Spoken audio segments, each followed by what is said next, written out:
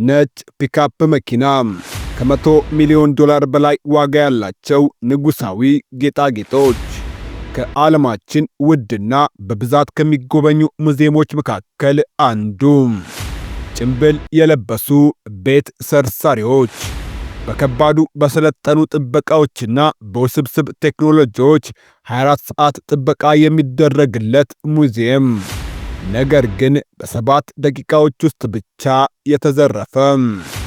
ለሞናሊዛ የግሪክ የፍቅር አምላክ ለሆነችው አፍሮዳይት ቬኑስ ደሚሎ የፈረንሳይ ዘውድ ጌጣጌጦችም መኖሪያ ቤታቸው ነበር። ውድ ቤተሰቦቻችን ይህ ከ100 ሚሊዮን ዶላር በላይ ዋጋ የተተመነላቸው ንጉሳዊ ጌጦቹን ባሳለፍነው ሳምንት በጠራራ ፀሐይ የተዘረፈው የፈረንሳዩ ሙዚየም ሉቭር ከሀ እስከ ፐ የዘረፋ ጀብዱ ነው። አሁን ከጠዋቱ 2 ሰዓት ሆኗል። የሙዚየሙ ውድ ጌጣጌጦች እንደተለመደው ጋለሪያ ዲ አፖሎ አሊያም አፖሎ የሚባለው ጋለሪ ውስጥ ተቀምጠዋል።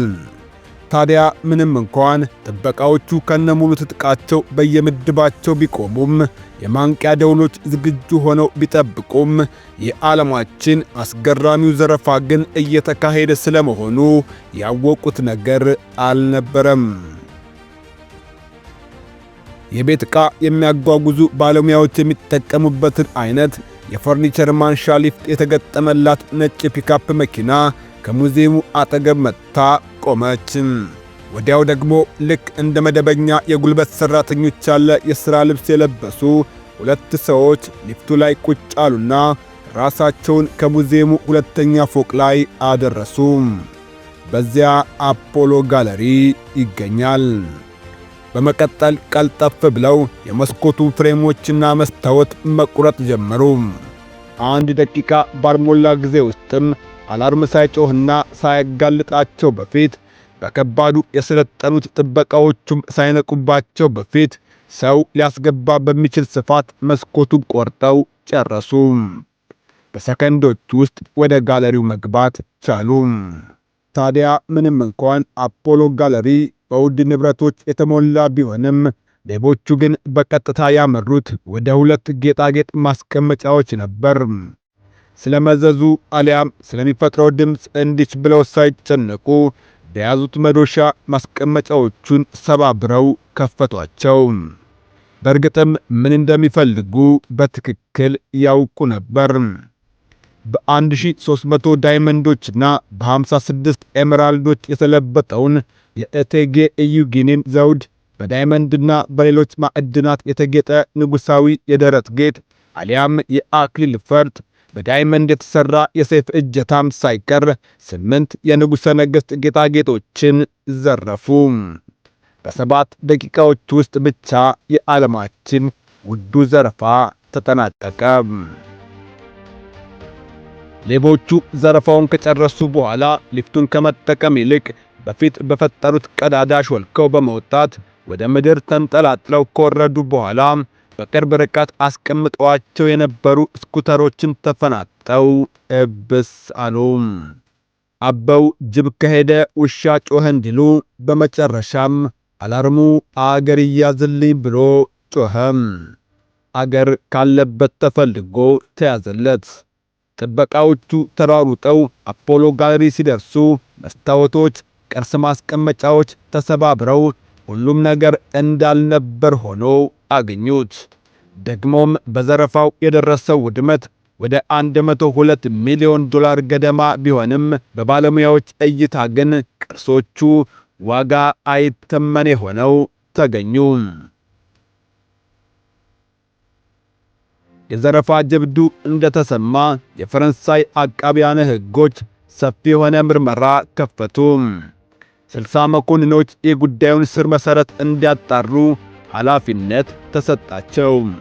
ከደርዘን በላይ ሰዓታት የሚፈጁ የሲሲቲቪ ካሜራ ምስሎችም እንዳለ ተበረበሩ።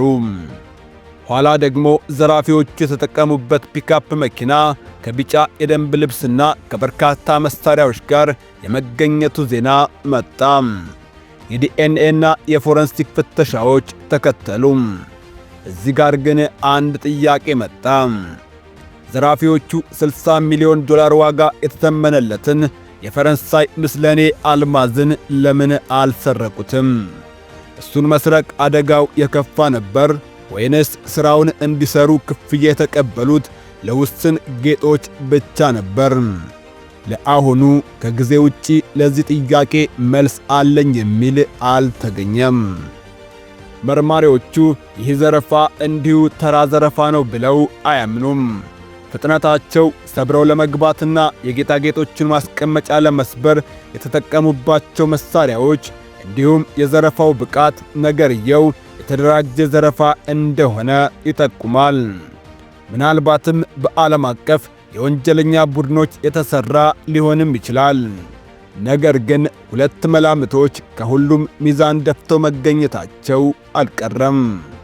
የመጀመሪያው ጌጣጌጦቹ የተዘረፉት ልክ በፊልሞች ላይ እንደምንመለከታቸው እንዲህ ያሉ ጌጦችን ለግላቸው በሚሰበስቡ የግል ቀጣሪዎች ሊሆን ይችላል የሚል ሲሆን፣ ሁለተኛው ደግሞ ጌጣጌጦቹ ተሰባብረው በጥቁር ገበያ እንዲሸጡ በማድረግ ታሪክን ለማጥፋት የታቀደ ሴራ ሊሆን ይችላል የሚለው ነው።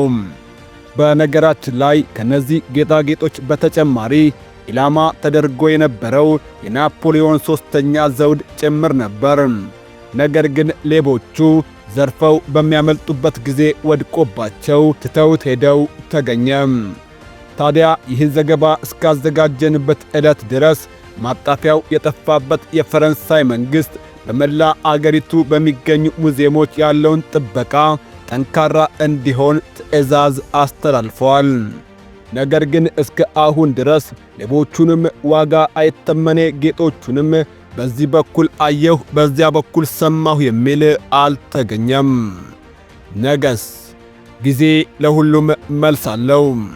በሌሎች ዓለም አቀፍ ዜናዎችና ትንታኔዎች ዳግም እስክንገናኝ ድረስ ቸር ያሰማን፣ ቸር እንቆይ።